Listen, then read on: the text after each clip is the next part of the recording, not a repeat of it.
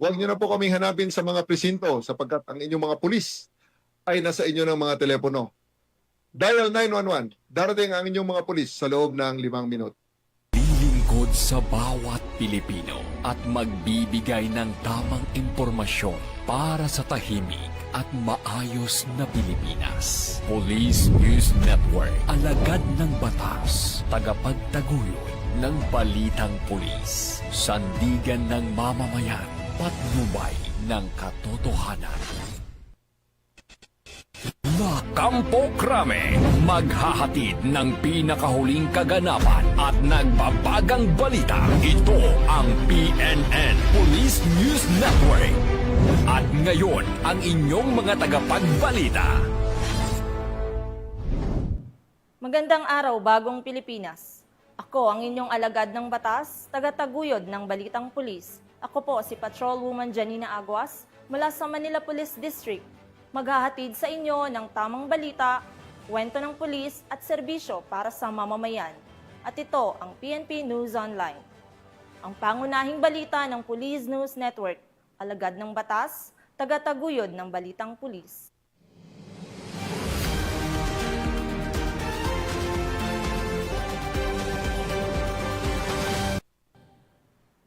Narito ang mga balitang dapat niyong abangan.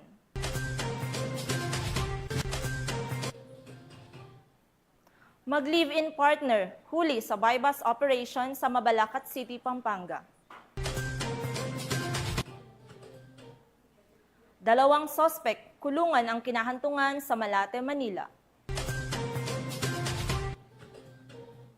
At miyembro ng teroristang grupo, voluntaryong nagbalik loob sa Northern Samar.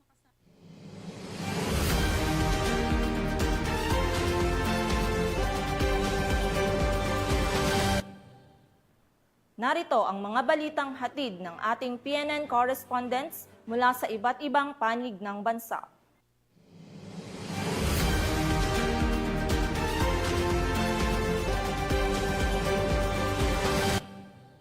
Simulan natin ng balita mula sa bahagi ng Luzon.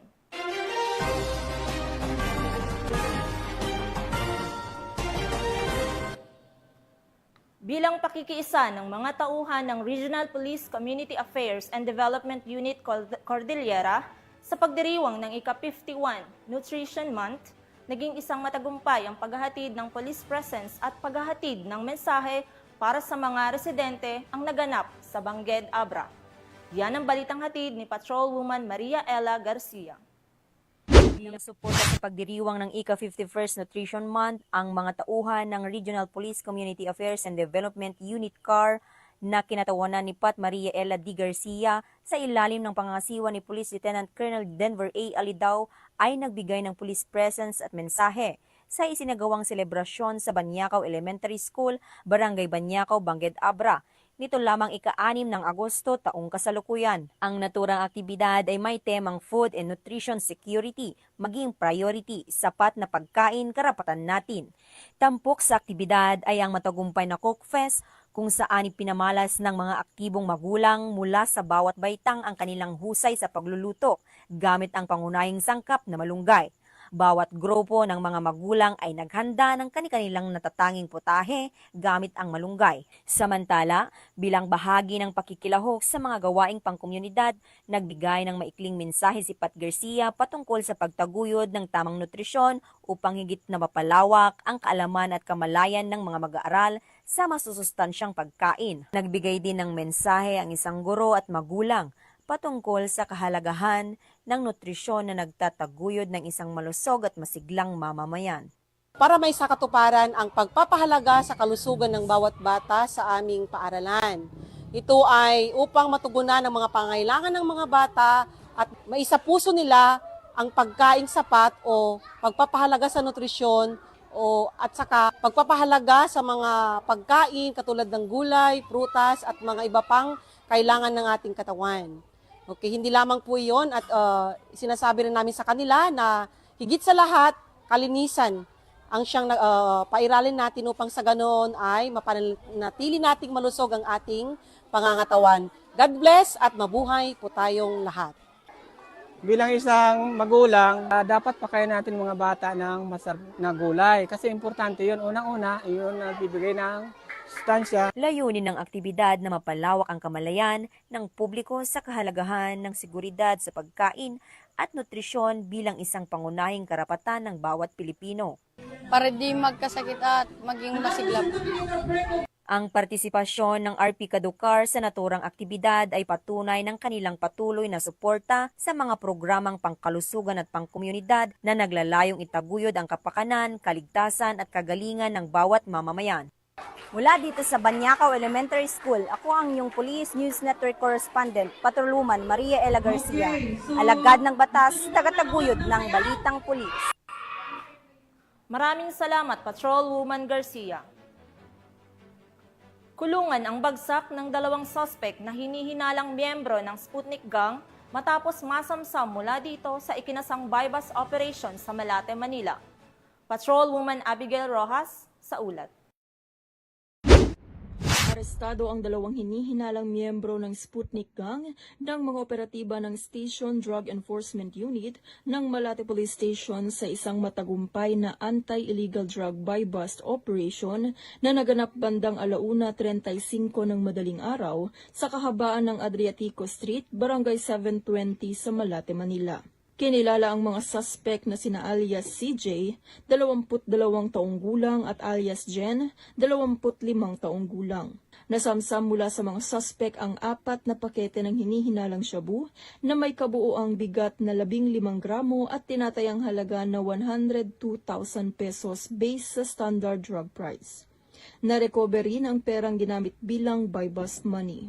Sila ay kasalukuyang nakakulong sa detention facility ng Malate Police Station habang inihahanda ang kasong paglabag sa Sections 5 at 11, Article 2 ng Republic Act 9165 o Comprehensive Dangerous Drugs Act of 2002 na isasampa sa Manila City Prosecutor's Office para sa kanilang inquest proceedings. Mula dito sa Metro Manila, ako po ang inyong PNN Correspondent, Police Corporal Abigail Rojas, alagad ng batas, tagataguyod ng Balitang Pulis.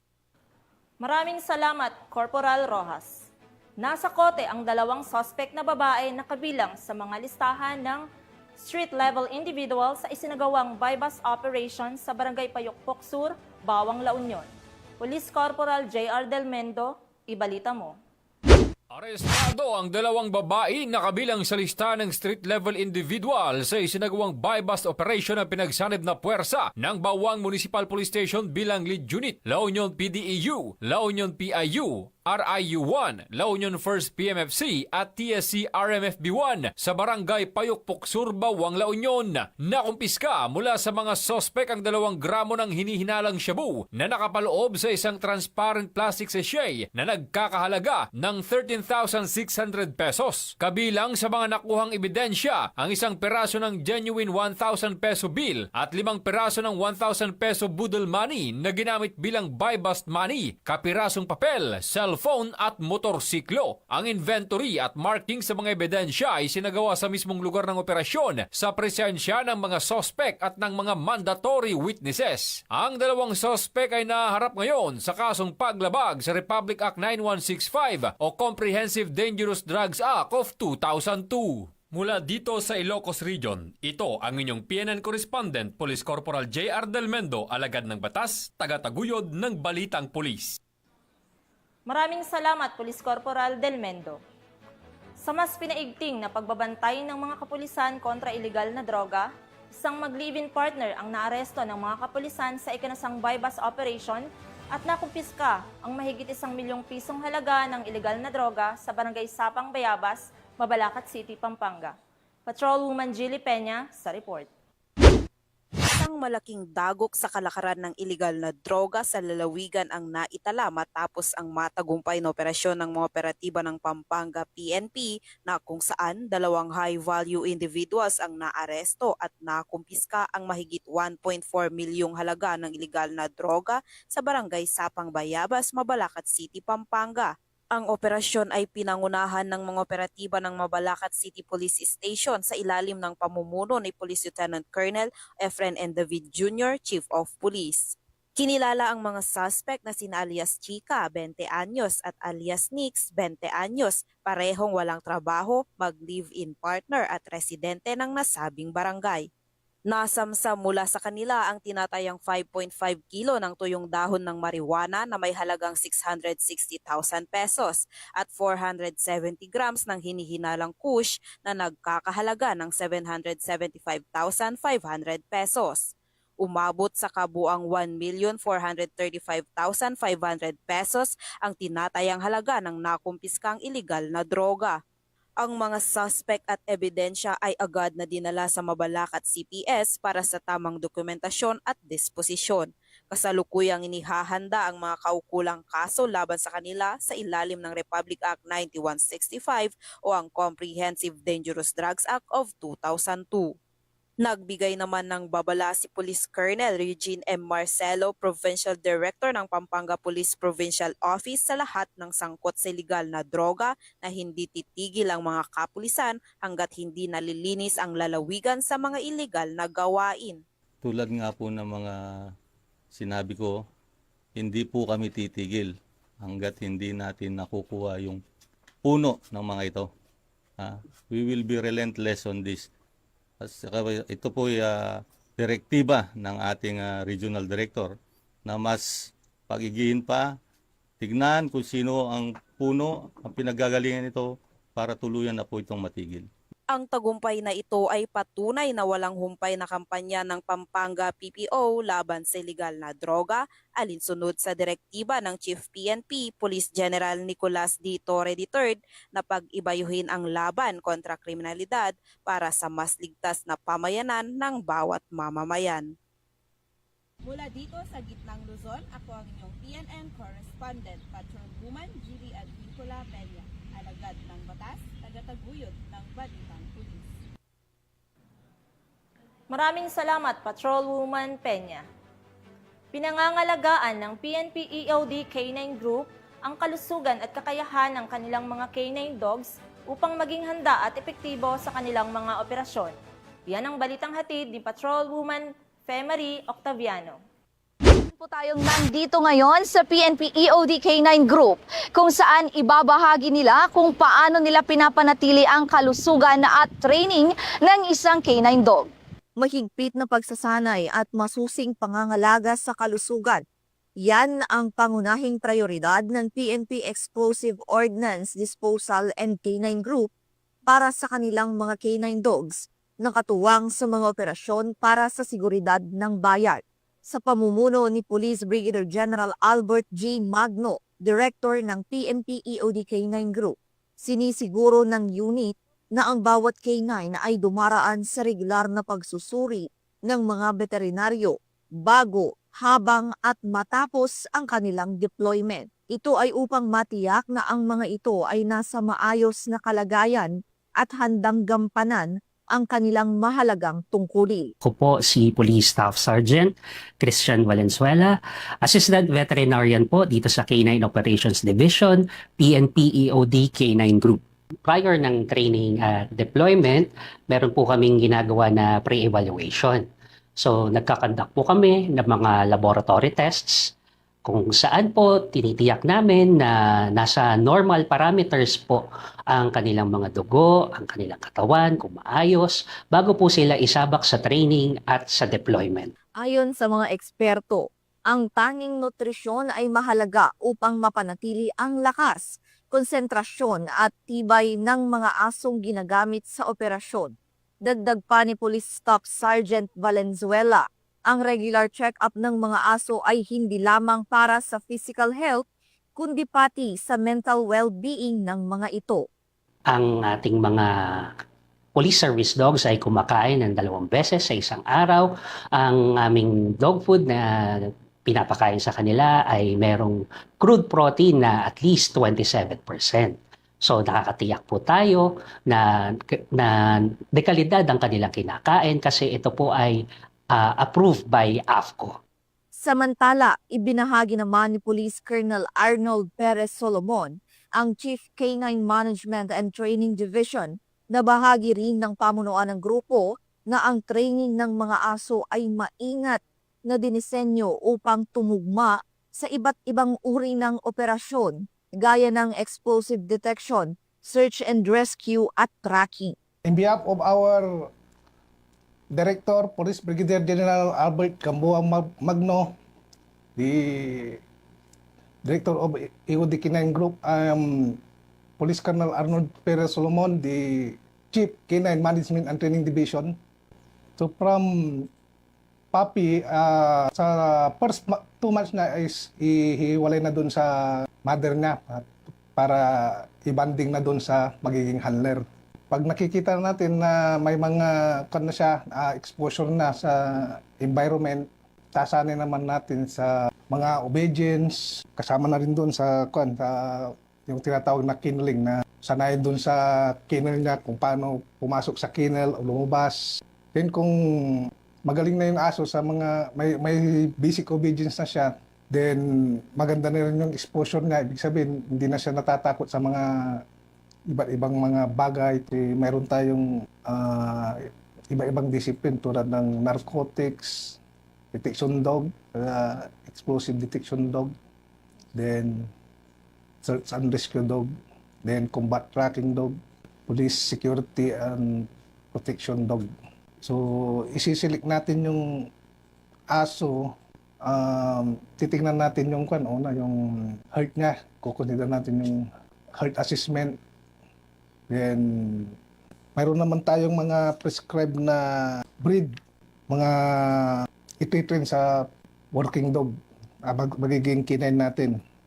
Tulad ng Belgian Malinois, Labrador Retriever, Golden Retriever, Bloodhound, then yung small breed is Beagle, and Jack Russell Terrier po yung sinisilik natin na breed.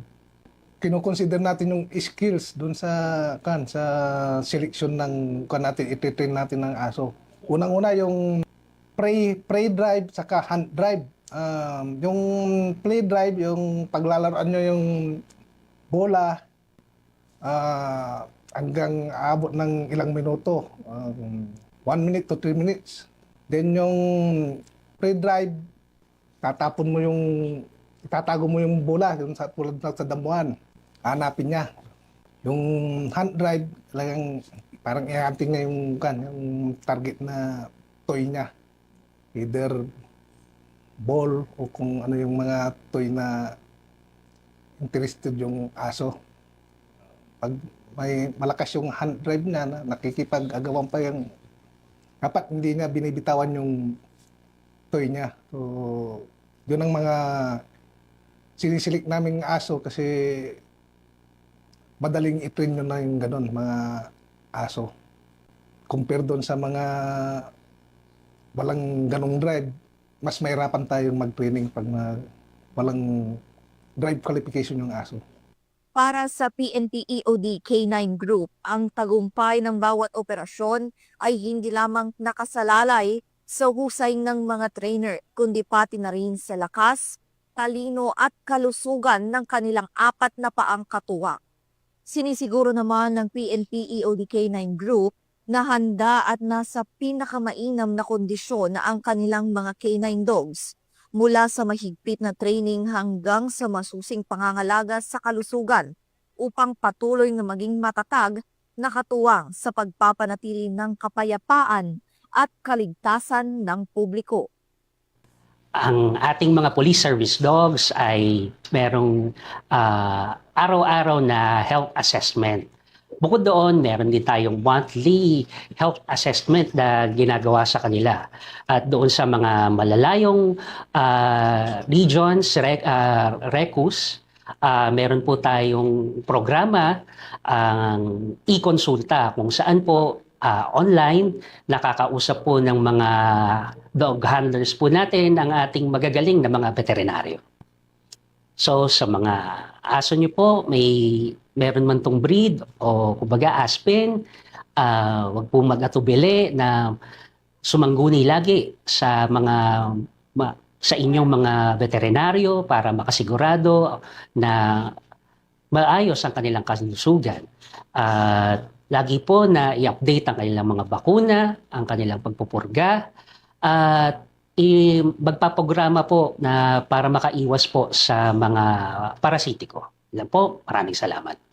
Mula rito sa PNP EOD K9 Group, dito sa Campo Crame. Ako ang inyong PNN correspondent, Patrolwoman Femery Octaviano, alagad ng batas, taga-taguyod ng Balitang Pulis. Maraming salamat, Patrolwoman Octaviano. Sa mas minaigting na kampanya kontra ilegal na droga, nasa kote ang isang street-level individual sa isinagawang bypass operation ng mga otoridad sa La Paz, Iloilo. Nakibalita dyan si Patrolwoman Lynette Sablon. Arestado sa street-level individual sa ikinasang bypass operation ng Station Drug Enforcement Team ng Iloilo City Police Station 2 sa ilalim ng pamumuno ni Police Captain Jeffrey Delgado, officer in charge ng ICPS 2. Dito lamang ika-6 ng Agosto taong kasalukuyan sa Zone 4 Barangay Gustilo, La Paz, Iloilo City. Kininala ang suspect na si alias Elmer, 35 taong gulang, walang permanenteng trabaho, residente ng Barangay Concepcion City Proper, Iloilo City, ngunit pansamantalang naninirahan sa Zone 4 Barangay Enjoy, La Paz, Iloilo City. Ayon sa investigasyon, ginamit ng mga operatiba ang halagang 1,100 pesos bilang bypass money na nagresulta sa pagkakumpiska ng isang sachet ng hinihinalang shabu. Bukod dito, nakumpiska rin ang karagdagang 5 sachet ng iligal na droga mula sa isang coin purse na nakuha sa bulsa ng suspect. Umabot sa higit kumulang 10 gramo ng kabuuang bigat ang nakuha ang suspected shabu na may street value na tinatayang 68,000 pesos. Bagamat itinanggi ng suspect na siya ay nagbebenta, inamin naman niya na siya ay gumagamit ng iligal na droga. Kasalukuyang nasa kusdiya ng ICPS 2 ang suspetsado para sa dokumentasyon habang inihahanda ang mga kaukulang kaso laban sa kanya. Sa bawat matagumpay na operasyon, pinatutunayan ng Philippine National Police ang kanilang matatag na paninindigan para sa kapayapaan at kaayusan ng ating komunidad. Mula rito sa Western Visayas, ako niyang PNN correspondent, Patrolwoman Lynette Sablon, alagad ng batas, taga-taguyod ng Balitang Pulis.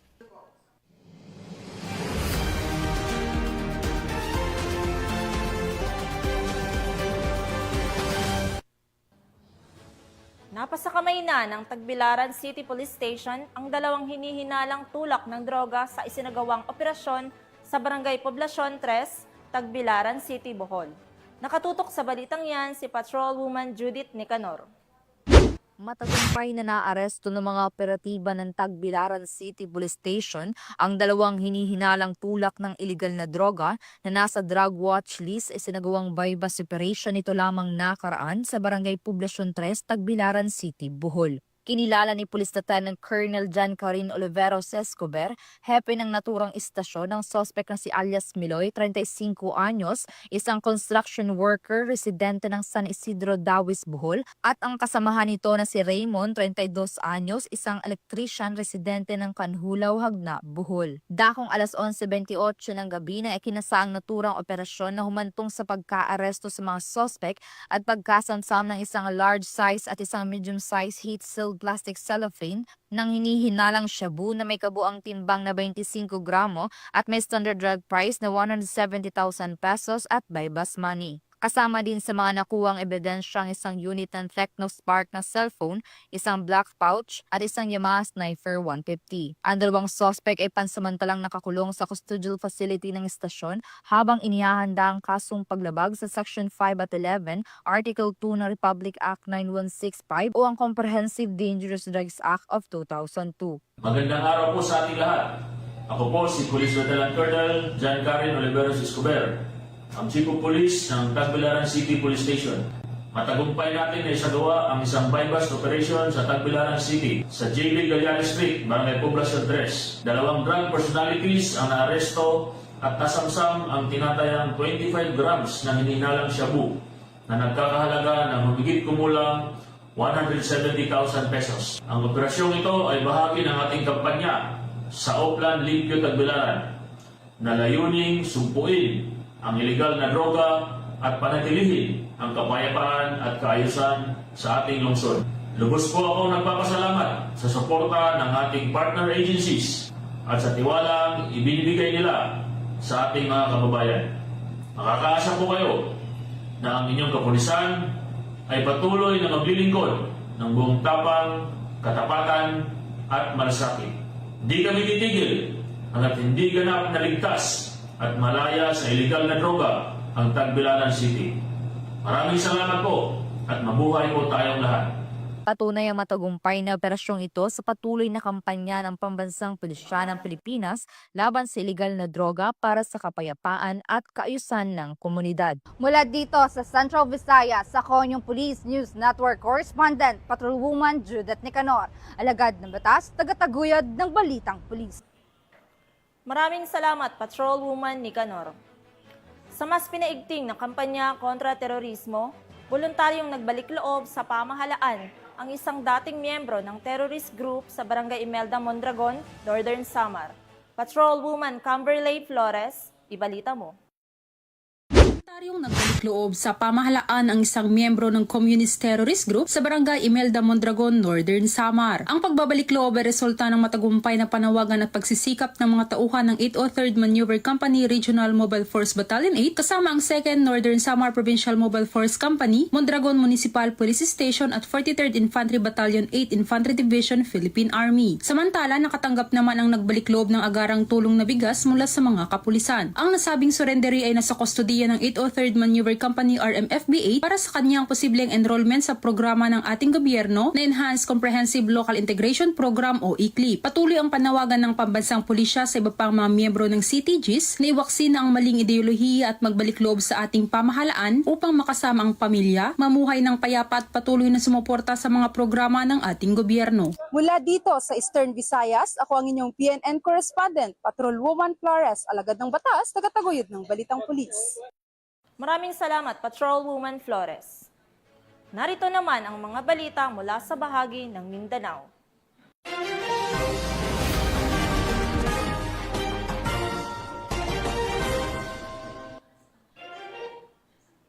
Upang mas makapaghatid ng serbisyo publiko sa ating mga mamamayan, nakiisa ang mga kapulisan ng Davao Occidental sa isinagawang blood donation program sa Davao Occidental General Hospital, Barangay Lacaron, Malita, Davao Occidental. Ang buong detalye ng balita mula kay Patrolwoman June Mary Joy Rupin. Pakita ang tunay ng diwa ng bayanihan at serbisyo sa kapwa.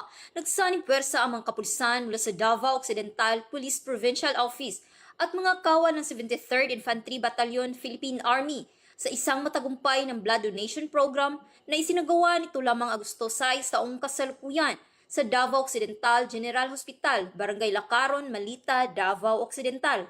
Ang aktibidad ay isinagawa sa pakikipagtulungan ng Philippine Red Cross at lokal na mga opisyal sa lalawigan. Nilahukan ito ng mga kawani mula sa iba't ibang ahensya.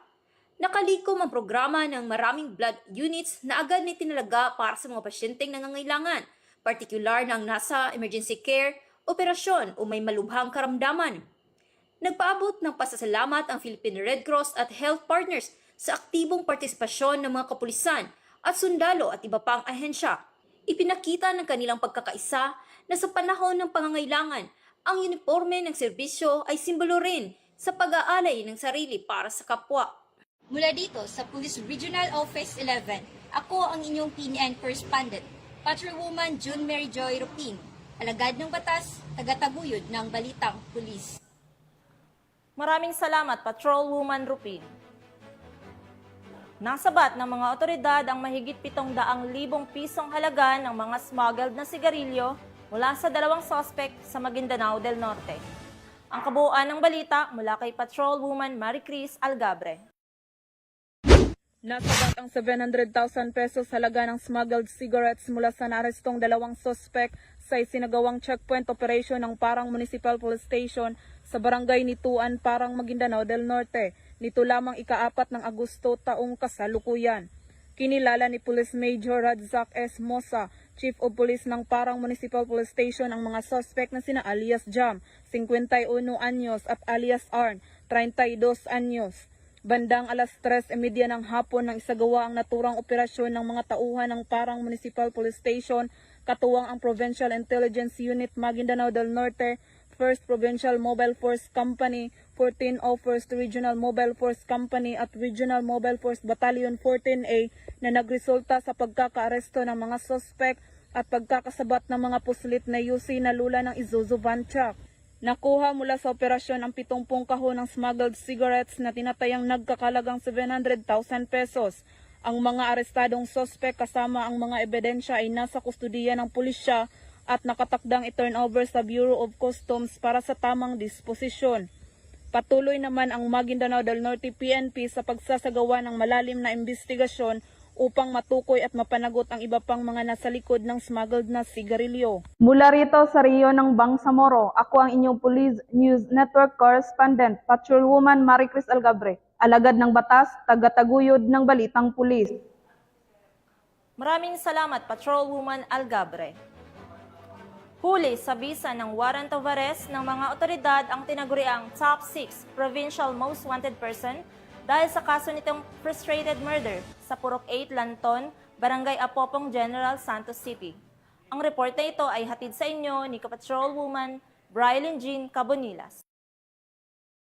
Ng mga operatiba ang tinaguriang Top 6 Provincial Most Wanted Person sa kaso nitong frustrated murder sa ikinasang warrant of arrest operation sa Purok 8, Lanton, Barangay Apopong, General Santos City. Nito lamang Agosto 5, 2025. Kinilala ni Police Major Wesley P. Matiliano, Station Commander ng Station 5, General Santos City Police Office, ang naarestong suspect na si alias Adlaw, 41 anyos at may asawa, residente ng nasabing lugar. Bandang alas 8:40 ng gabi, ikinasa ng mga tauhan ng Police Station 5, General Santos City Police Office, kasama ang Sarangani Provincial Mobile Force Company, Sarangani Provincial Police Office, ang warrant of arrest para sa suspect. Matagumpay na nadakip ang suspect sa kanyang kasong frustrated murder na may rekomendadong piyansa na 200,000. Kasalukuyang nasa kustodiya na ng Police Station 5, General Santos City Police Office ang naaresto para sa tamang disposisyon.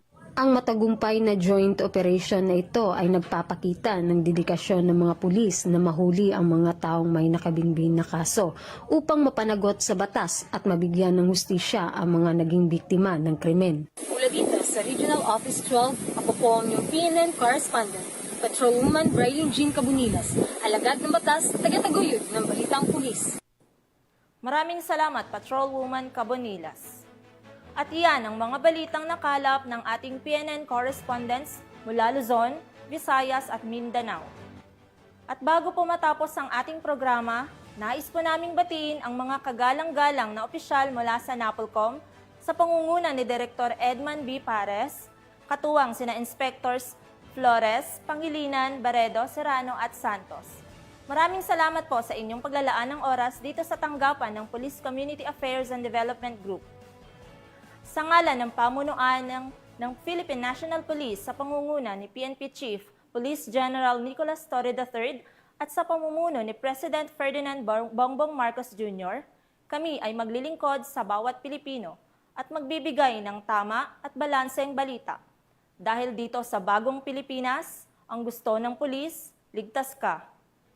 At bilang bahagi ng mas pinabilis at pinalawak na emergency response system, muli naming ipinaalala ang panawagan sa ating mga mamamayan na huwag nyo nang hanapin ang mga pulis sa mga presinto sapagat sila ay sa inyo ng mga nasa telepono.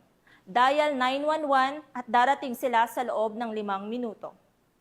Mula rito sa tanggapan ng tagapag-ugnay ng Pambansyang Pulisya, ako ang inyong alagad ng batas, tagataguyod ng Balitang Pulis, Patrolwoman Janina Aguas mula sa Manila Police District.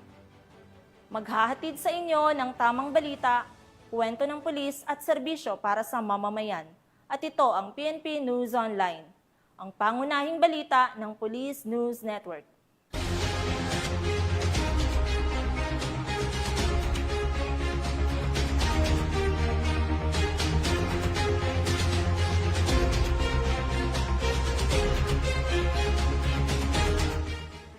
Police News Network, alagad ng batas, tagapagtaguyod ng balitang pulis.